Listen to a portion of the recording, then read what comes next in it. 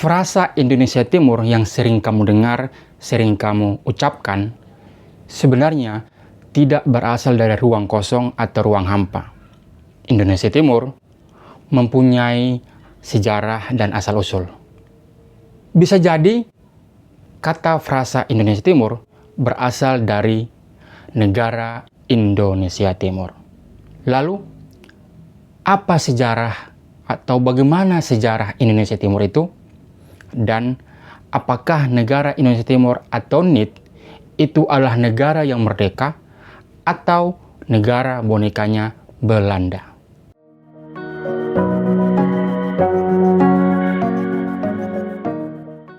Negara Indonesia Timur atau NIT terbentuk pada 24 Desember 1946 di Konferensi Denpasar, Bali. Sebelumnya, wacana pembentukan NIT sudah ada di Konferensi Malino, Goa, Sulawesi Selatan pada 16 sampai 22 Juli 1946. Namun, eksekusi dan secara resmi terbentuk NIT ini yaitu pada Konferensi Denpasar di Bali. Pembentukan negara ini ada campur tangan dari pihak Belanda lewat sosok yang bernama Hubertus Johannes van Mook atau lebih dikenal Van Mook, seorang letnan gubernur jenderal Hindia Belanda. Pasca Perang Dunia Kedua, Jepang kalah dan menarik semua pasukannya dari tanah air, dan Indonesia menyatakan proklamasi kemerdekaan pada 17 Agustus 1945. Akan tetapi, pihak Belanda ternyata mau kembali menguasai Indonesia, sehingga mereka datang lagi ke Tanah Jawa atau ke Indonesia. Rakyat Indonesia menyambut mereka dengan perlawanan. Sebab Indonesia sudah menyatakan kemerdekaan. Ngapain kalian datang kembali ke sini? Di tengah kecamuk revolusi ini, sosok Van Mook sedang berusaha menjadikan Indonesia bagian dari persemakmuran kerajaan Belanda. Van Mook menghubungi dan meminta para elit Indonesia untuk berunding.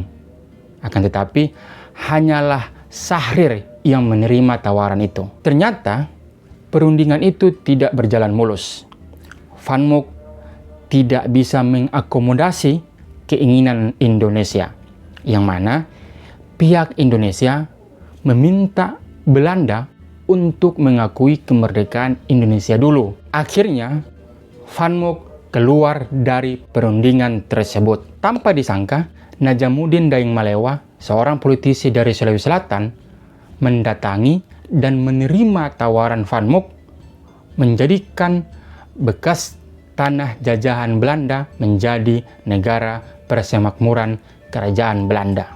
Katanya, Daeng Malewa kecewa karena tidak diikutsertakan ke dalam delegasi Sam Ratulangi ke sidang PPKI.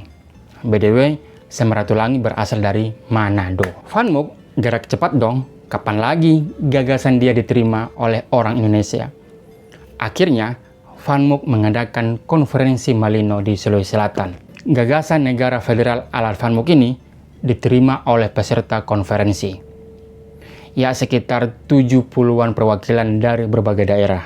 Salah satunya atau termaksud dari Kalimantan. Namun, negara Indonesia Timur ini secara resmi terbentuk pada Konferensi Denpasar Bali, Desember 1946. Daeng Malewa terpilih sebagai Perdana Menteri pertamanya, dan Presiden adalah Cokorda Gede Raka Sukawati. Nah, wilayah-wilayah NIT ini meliputi Sulawesi, Maluku, Bali, Nusa Tenggara, yang sekarang Nusa Tenggara Barat dan Timur, tanpa Papua. Perdana Menteri negara Indonesia Timur setelah Najamuddin Daeng Malewa, yang kedua adalah Samuel Yusuf Warau. Ketiga, Ide Ana Agung Gede Agung. 4, J.E. Tatengkeng. 5, D.P. Diapari. Yang terakhir, Martinus Putuhena. Sementara presidennya tetap cuma satu, Sukowati. Di Parlemen Negara Indonesia Timur terbagi 3 fraksi. Yang pertama, fraksi Demokrat yang pro terhadap pemerintahan Daeng Malewa. Kedua, fraksi progresif. Fraksi ini diketuai oleh Arnold Mononuto. Tokoh ini adalah tokoh pahlawan yang berasal dari Manado. Kalau kalian suka kita ulas tokoh ini, silakan berkomentar. Dan fraksi ketiga adalah fraksi nasionalis, yang mana fraksi ini berusaha netral antara fraksi Demokrat dan fraksi progresif. Akan tetapi, karena kenetralan ini, sehingga dia menjadi rebutan antara progresif dan Demokrat.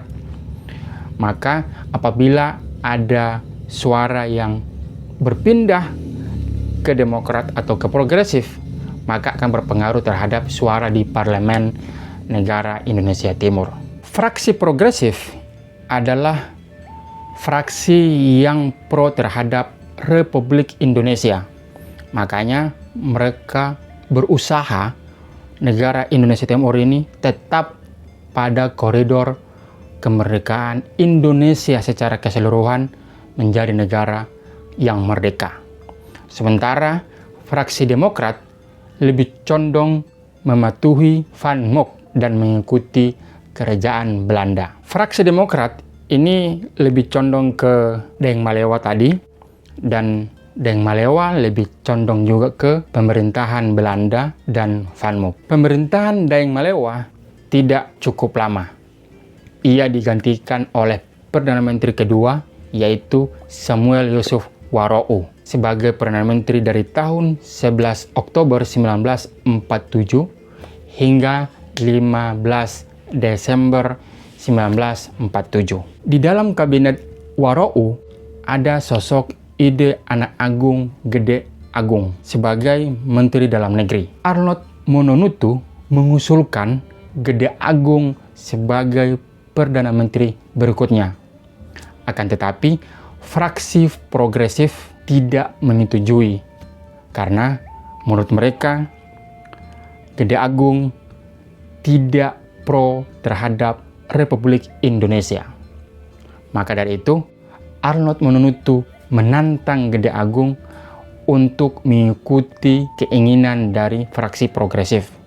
Apabila menjadi Perdana Menteri berikutnya, kamu pro terhadap Republik Indonesia, bukan pro terhadap Van Mock atau Belanda. Karena pada dasarnya Gede Agung ini masih muda dan menggebu-gebu, idealis, maka dia menerima tantangan itu, tantangan dari fraksi progresif dan Arnold Mononuto, bahwa menjadi Perdana Menteri berikutnya yang ketiga harus pro terhadap Republik Indonesia. Jadilah Gede Agung sebagai Perdana Menteri yang ketiga negara Indonesia Timur. Bisa dibilang kepemimpinan Gede Agung cukup lama di negara Indonesia Timur sebagai Perdana Menteri, yaitu dari 15 Desember 1947 hingga 27 Desember 1949, atau ya sekitar 2 tahun lah. Sementara Perdana Menteri lainnya itu nggak cukup setahun. Negara Indonesia Timur di bawah kepemimpinan Gede Agung dianggap cukup berbeda karena dia pro terhadap Republik Indonesia. Sementara dua Perdana Menteri sebelumnya, yaitu Daeng Malewa dan Waroe, itu lebih dekat terhadap Belanda. Dan kita tahu bahwa di masa kepemimpinan Gede Agung, negara Indonesia Timur masuk bagian dari Republik Indonesia Serikat yang menjembatani negara Indonesia Timur dan Indonesia adalah sosok Arnold Mononuto. Arnold bertemu dengan Soekarno dan Muhammad Hatta di Yogyakarta.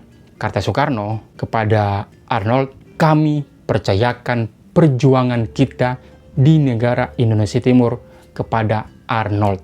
Akhirnya, konferensi meja bundar terjadi atau dilaksanakan, yang mana pesertanya ada 3. Yang pertama, Republik Indonesia, kedua dari pihak Belanda, ketiga dari Bijen Koms for Federal Overlap atau BFO atau Majelis Permusyawaratan Federal yang dibentuk oleh Belanda. Ya, yang salah satunya masuk adalah negara Indonesia Timur di dalamnya. Dalam KMB atau Konferensi Meja Bundar yang dilaksanakan di Den Haag, Belanda, Belanda secara resmi menyerahkan semua wilayah negara Indonesia kepada negara Republik Indonesia, kecuali Papua. Setelah dari Konferensi Meja Bundar, lahirlah yang namanya Republik Indonesia Serikat, di mana negara Indonesia Timur masuk bagian dari Republik Indonesia Serikat. Akan tetapi, pada Agustus tahun 1950, negara federal ini dihapus karena Republik Indonesia mengubah bentuknya menjadi negara Republik Indonesia tanpa serikat, atau yang kita kenal sekarang menjadi Negara Kesatuan Republik Indonesia, bukan lagi negara federal atau negara serikat. Teman-teman, begitulah sejarah singkat dari negara Indonesia Timur. Untuk lebih lengkapnya, lebih jelasnya, lebih detailnya, silakan teman-teman membaca baik buku atau artikel yang berkaitan dengan Indonesia Timur. Jangan berhenti di sini. Dan teman-teman yang mau mengusulkan topik atau tema yang baik kita bahas, kita ulas, silakan komentar di kolom komentar. Dan ke semua,